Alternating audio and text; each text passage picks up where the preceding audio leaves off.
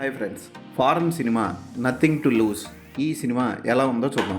నెట్ఫ్లిక్స్లో రిలీజ్ అయిన ఈ సినిమా తెలుగు డబ్బింగ్లో కూడా రిలీజ్ అయింది. ఓ బాక్సింగ్ ట్రైనర్ లేడీ ఆవిడ పిల్లల కండం కోసం ఎంతగానో ట్రై చేస్తుంది.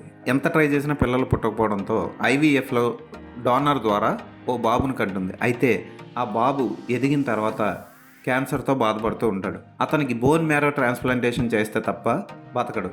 అయితే డోనర్ ఎవరో ఆ డీటెయిల్స్ లీక్ చేయకుండా రూల్స్కి విరుద్ధమని దాచిపెడతారు. అప్పుడు ఆ డోనర్ని కనుక్కుంటే తప్ప బోన్ మ్యారో ట్రాన్స్ప్లాంటేషన్ జరగదని ఆ తల్లి ఏం చేసింది, ఆ డోనర్ని కనుక్కుందా లేదా, ఆ కొడుకు బతికాడా లేదా అన్నది మిగిలిన సినిమా. ఈ సినిమా నిజ జీవిత ఆధారంగా తీసిన సినిమా. చాలా బాగుంటుంది. పెయిన్ ఉంటుంది సినిమా అంతా. ఆ తల్లి పడే బాధ మనకి క్లైమాక్స్ వరకు కనబడుతూ ఉంటుంది. చాలా బాగా తీశారు. తల్లి పాత్రలో నటించిన వ్యక్తి సూపర్గా చేసింది. అక్కడక్కడ రొమాంటిక్ సన్నివేశాలు ఉంటాయి కానీ హద్దులు దాటి ఉండవు. తండ్రి పాత్రలో నటించిన వ్యక్తి కానీ, క్యాన్సర్ పేషెంట్గా నటించిన బాబు కానీ, అతని నాయనమ్మ పాత్ర కానీ చాలా బాగుంటాయి, ఆకట్టుకుంటాయి. సినిమా అంతా ఒక డార్క్ టోన్లో సాగుతూ ఉంటుంది. క్యాన్సర్ హాస్పిటల్, పేషెంట్లు, చావులు ఇవన్నీ కొంచెం భరించడం కష్టం. అయినా సరే ఒక పెయిన్ ఉన్న సినిమా ఇది. బాగా తీశారు. క్లైమాక్స్లో వచ్చే ట్విస్ట్ ఆకట్టుకుంటుంది. అఫ్కోర్స్ అది మనం ఎక్స్పెక్ట్ చేయొచ్చు, కానీ చాలా బాగా తీశారు. ఇది ఒక మంచి సినిమా. తెలుగు డబ్బింగ్ బాగుంది. ఫోటోగ్రఫీ, బ్యాక్గ్రౌండ్ మ్యూజిక్ సినిమాకి ప్లస్ పాయింట్స్. యాక్షన్ సన్నివేశాలు, చిత్రీకరణ కూడా బాగుంటుంది.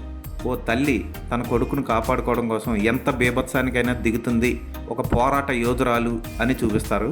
ఎక్సలెంట్గా తీశారు. ఈ సినిమాని కుటుంబం అంతా కలిసి చూడొచ్చు. ఈ సినిమాకి నేను ఇచ్చే రేటింగ్ 3.5/5.